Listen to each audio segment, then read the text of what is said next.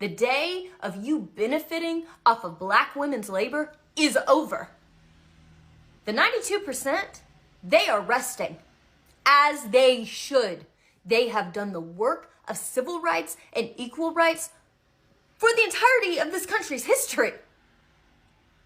And you have stood back in your privilege and benefited when you could have used your privilege to push ahead civil rights and equal rights. But instead, you let them be beat, you let them be killed, and you just siphoned out the benefits from their labor. Communities of color have been warning us about exactly what is happening. Okay, you might not have processed that this was going to happen, but they have. They've been processing it, they've been seeing it, and they've been trying to get our attention. We have not really been listening. If you're feeling like you're crashing out right now, you need to focus on yourself a little bit, because you can't help if you're not focused on taking care of your own mental and physical wellness, okay? So you need to, if you're freaking out and you're like, I'm so overwhelmed, I don't even know what to do right now, you need to hydrate, okay? Hey, what's up everybody? How you doing? Hope you're doing super great wherever you are today.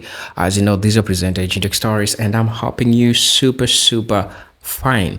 Now in today's video, still we are asking the same question. Why is it that it is right now that you're getting to know that black folks are really important? Where were you before? Where were your voices? Why is it now that you're acknowledging and recognizing the plight of black women, the plight of black men in the American society?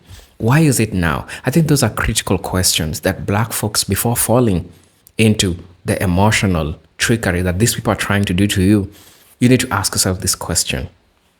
Well, I know we are few who are genuine, who are like acknowledging genuinely, but critically, we need to ask ourselves this question. Why is it that it is right now, right? When there's so much economic shifts that are happening, while there's so much things that are going haywire, specifically for white folks. And America has not always been the country for black people, like country for black people. Black people, especially Aboriginal, belongs to the United States. But ironically, the country doesn't belong to them because things have always been favoring white folks. Black people wanted your voice. Black people wanted your recognition, but you didn't do that. Why is it that it is right now that it is important for you to now recognize how black folks are important if there is no hidden agenda behind it? I'm not trying to spew hate or something, but I'm just trying to be critical. I'm just trying to ask the question that majority of people are not asking. So while you're watching this video, I want you to watch this video with the critical mind of asking these questions, the questions that black folks have or need to have asked, right? So these are presenter Agent Stories. I'm hoping that you're super great, you're super fine wherever you are. It's a fresh Monday, and I'm hoping that you're waking up or you already woke up and you're seeing this video. I want me to tell me what you think about this video, because it is so critical that we need to talk about these things that are happening. If you're watching this video for the first time, I'll most definitely ask you to subscribe to our channel, join our membership, and really get to see what we can offer you. Until then, I don't want to say much, but I want you to watch this video. I'll be back, and then we'll have a discussion about it. For my white lady friends, everybody else can keep going. Ladies, now is not the time to crash out on this app, okay? I have seen 4 videos this morning of white ladies crying on this app and saying it's too much and they can't handle it. I know, okay? I know, I feel you. This is really hard. Communities of color have been warning us about exactly what is happening. Okay, you might not have processed that this was going to happen, but they have. They've been processing it, they've been seeing it, and they've been trying to get our attention. We have not really been listening. If you're feeling like you're crashing out right now, you need to focus on yourself a little bit, because you can't help if you're not focused on taking care of your own mental and physical wellness, okay? So you need to, if you're freaking out and you're like, I'm so overwhelmed, I don't even know what to do right now, you need to hydrate, okay? You need to eat healthy food. You need to take a walk. You need to develop a meditation or prayer practice that helps provide you some calm and some grounding. You are not going to be any help if you are just spinning out. If you have ever posted a black square, okay, or if you have been talking about how you want to wear a blue bracelet to show you're one of the good ones, the first thing you need to do is like get your own house in order. This video is for the white women crashing out because Kamala Harris posted a picture of she and Doug on Valentine's Day, and oh, you were outraged. We don't have time for Valentine's. We have to fight fascism. Where are you? Why aren't you standing up? Why aren't you leading the charge? Why? We demand that you show up. She did. You didn't. The data doesn't lie. She showed up. She fought. She sacrificed. But you did not. And I have news for y'all. The day of you benefiting off of black women's labor is over. 92%, they are resting. As they should. They have done the work of civil rights and equal rights for the entirety of this country's history. And you have stood back in your privilege and benefited when you could have used your privilege to push ahead civil rights and equal rights. But instead, you let them be beat, you let them be killed, and you just siphoned out the benefits from their labor. That day is over. So let me say to all the Nancy Grahams and every Patty Mayonnaise who's crashing out over Kamala Harris having her due rest, her due joy, her due good food eaten because she lost so much weight because she was giving everything during that election, getting her due love from Doug, being with her family, having her due rest, as is the rest of the 92%. Let me say this to you all, Patty Mayonnaise. Let me say this to you, Nancy Graham. Let me say this. If you want a new bonnet in this season, you're gonna have to go pick the cotton yourself in the field. Let me just snatch that whip out of your metaphoric hand. Black people are not your property. Black women do not owe you their labor. It is your turn, far past your turn, to get out there and do the work yourself. And not just for you, also for them. It's our turn to create a safe place. It's our turn to put our bodies in the line. It's our turn to go to the streets. It's our turn to mobilize. It's our turn to organize. It's our turn. Don't let me catch you posting that crap, calling out Kamala. You keep her name out of your mouth. Sick of y'all. Sick of it. Sick of it. Welcome back to another episode of A White Woman Talks About Race Because Black Women Are Tired. The comment reads, I think it would be cool if we heard this from them instead of a white woman speaking for them. And I agree. I wish we were hearing this from them, but we're not listening. And since we're not listening, you're stuck listening to me. Black women have spent years and decades and lives and centuries trying to educate us, trying to fight for us, the collective us, and we have not been listening to them. As a white woman, if I am ever caught speaking over black women, I hope you will call me out and call me out swiftly. However, I think that there is a difference between speaking over black women versus expecting black women to continue to do the labor of educating us when they have been saying the same thing for decades and we haven't been listening. It is time for us to stop relying on their labor and to bring the conversation back home, to start having it amongst ourselves, to start having it within our community, and to start having it within ourselves. Because if we pay attention to what black women have been saying, then we would recognize that blue bracelets are the same as we understand the assignment. They're the same as putting a black square on Instagram. If we've been listening to black women, then we don't need them to step in and tell us that we're doing the same damn thing. And again, we should never speak over black women on black issues. But as white women, we need to be talking about white issues. And racism is a white issue. It is a white thing. We are the ones doing it. We are the ones perpetuating it. We need to start having these conversations in ways that aren't just shame circles that feel a lot like an AA meeting. We need to just be talking about it woman to woman, talking about it frankly, talking about it without immediately putting up walls of defense. Racism is a white issue. We cannot rely solely on black women and black educators to solve the issue of race. In fact, we can't rely on them at all because they're not the issue. We are. So we need to start relying on ourselves. We need to start taking the burden off of them to educate us and look at all of the educating that they've already done and start listening to it, start talking amongst each other about it. Because if we constantly wait for them to educate us and then we don't listen when they do, we're not moving anywhere. We're not helping anyone. We're not being the solidarity that we think we are. In the same way that we cannot solve issues of sexism and sexual assault until men start having conversations and holding each other accountable for the actions that they are doing, we cannot make any difference until we start holding each other accountable and calling others out before Black women have to get involved and call us out, right? A man does not have to wait for a woman to say, hey, that was a rape joke, that's inappropriate, for a man to step in and call it out. We understand that. So why do we think that the same is not true amongst ourselves when we're talking about race and how we inflict racism on Black women? Hi.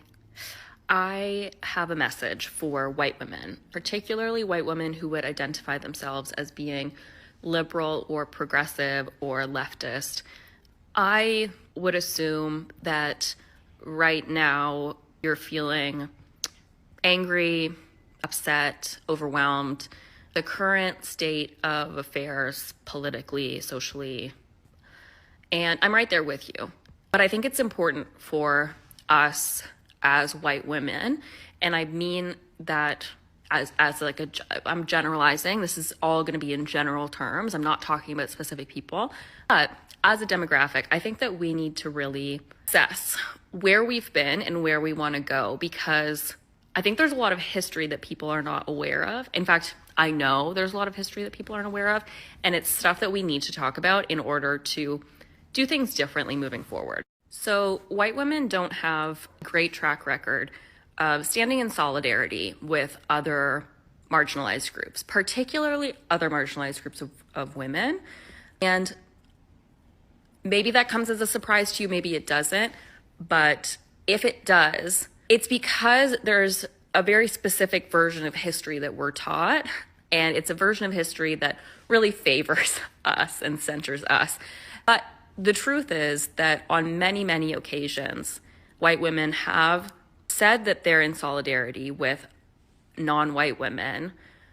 And then when the tide looks like it could turn for white women, we jump ship and align ourselves with patriarchal colonial systems. And that has really, really hurt all progress, actually, because we will be making strides as a collective group, as marginalized folks, as people who are being oppressed under a patriarchal system.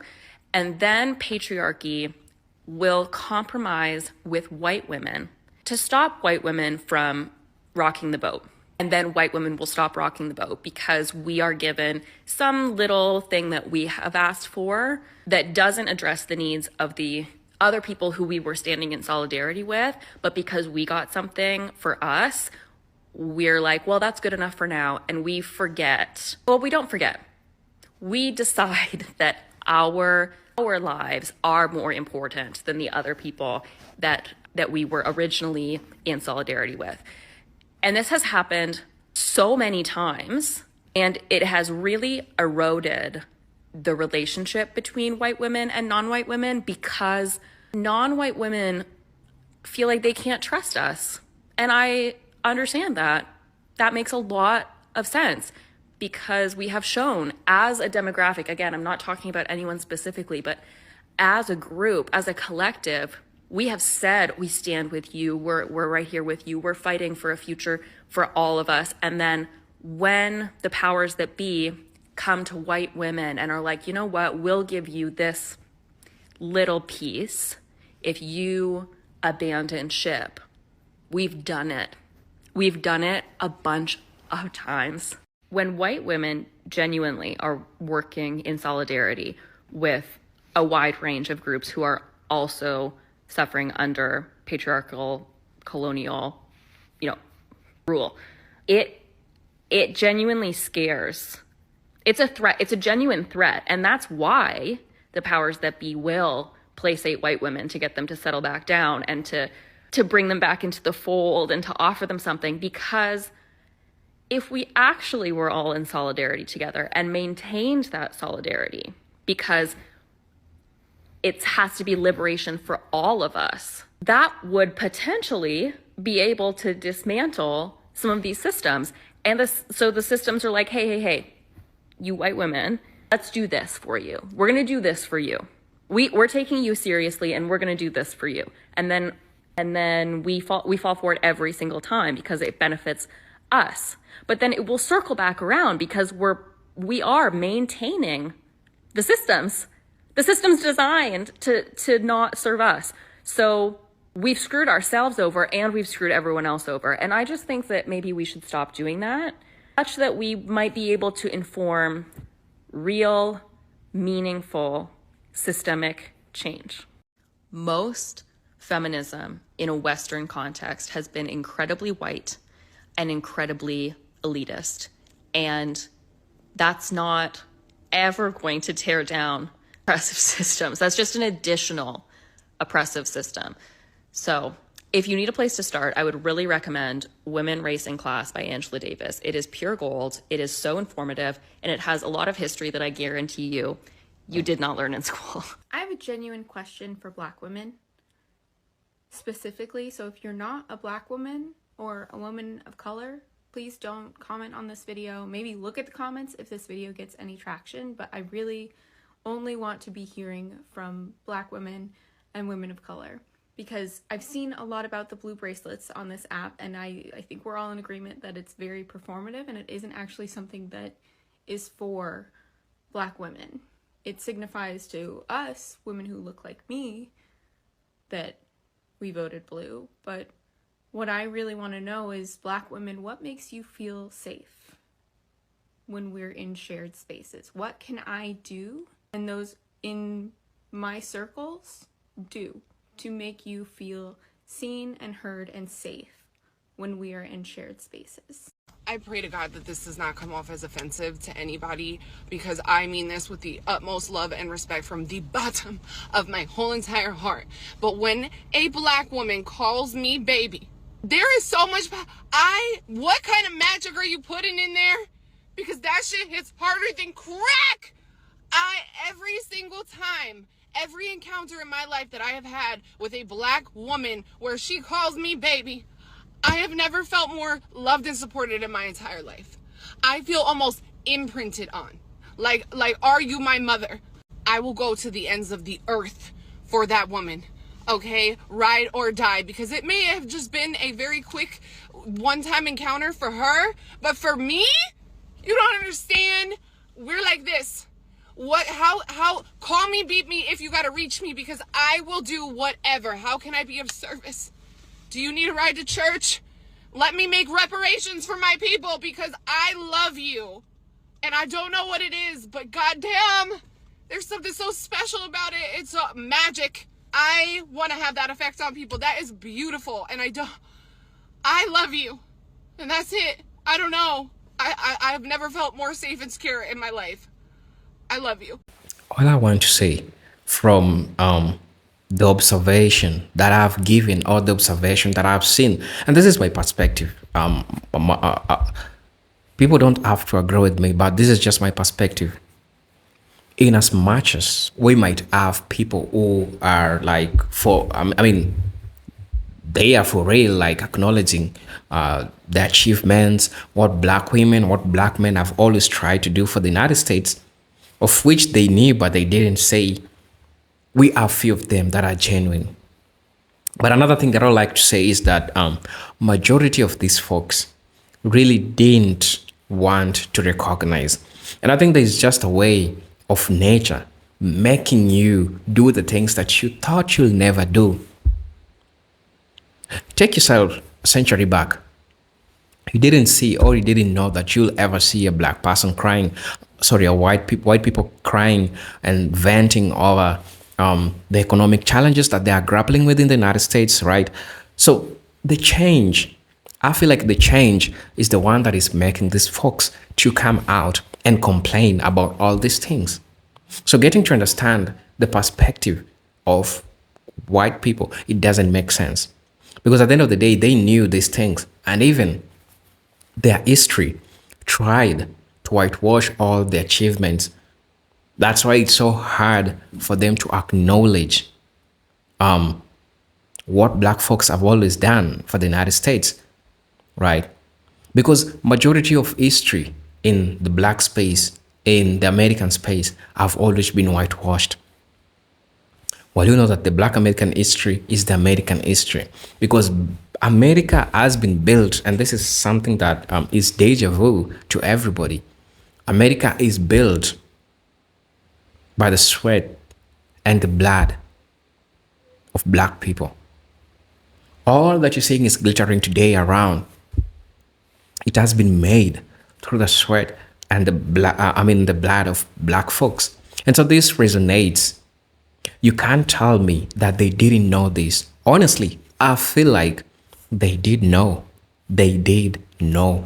I know this as a matter of fact. They did know, but they just chose to deliberately not say anything. But now, since they want something from you, a black person, they'll emotionally try to appeal to you. It's called emotional trickery. And this is, try look at history. And this is how it has always been. They'll always find a loop of trying to trick you. And for the longest time, this is the season that I'm saying black folks and black men and black women so compact, because that's the power that we need. When you see when a black man and a black woman unites, the force makes them want you to unite with them. And I think amongst the things that are happening today, those are amongst the things that are happening today. It is the force of a black person, of a black man and a black woman that are making now these folks trying to see now they are undivided. We try to divide them, but the reality still remained that black men and black women will remain compact, right? So, tell me, do you think? Just honestly tell me. For me, I feel like there is a hidden agenda, or it's dawning to them that indeed there has to be a black unity, there has to be a black voice, because it's important. And it's important to them in as much as it's important to me. It's important to everyone. It's important.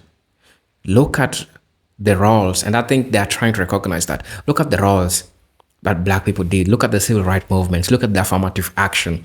You can't call this name without calling black people. Civil rights movements is synonymous to black.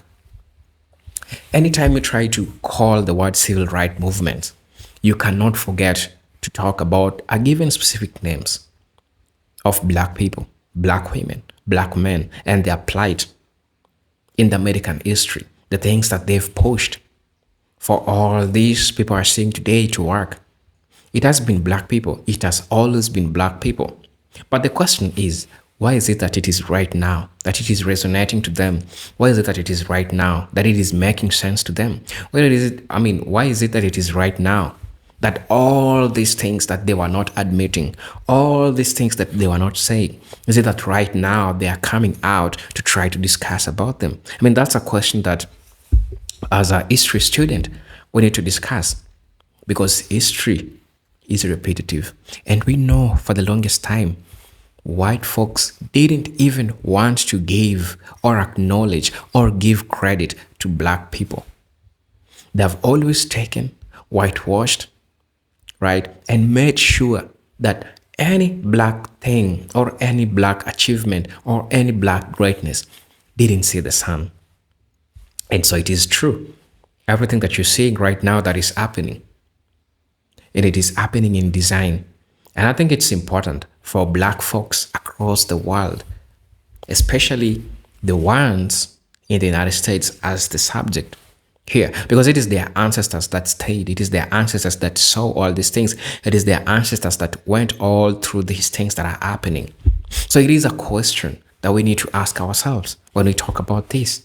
And I feel like it's important and it is critical for us black folks in the contemporary United States to sit down and ask yourself, why is it that all this is happening? And that's a question that we need to ask ourselves as black people in general. There is a lot that needs to be unpacked that I feel like it's important for us to talk about.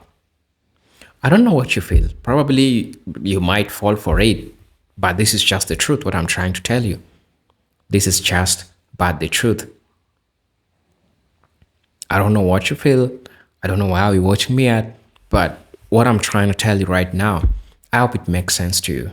I hope it shows you that perspective, right?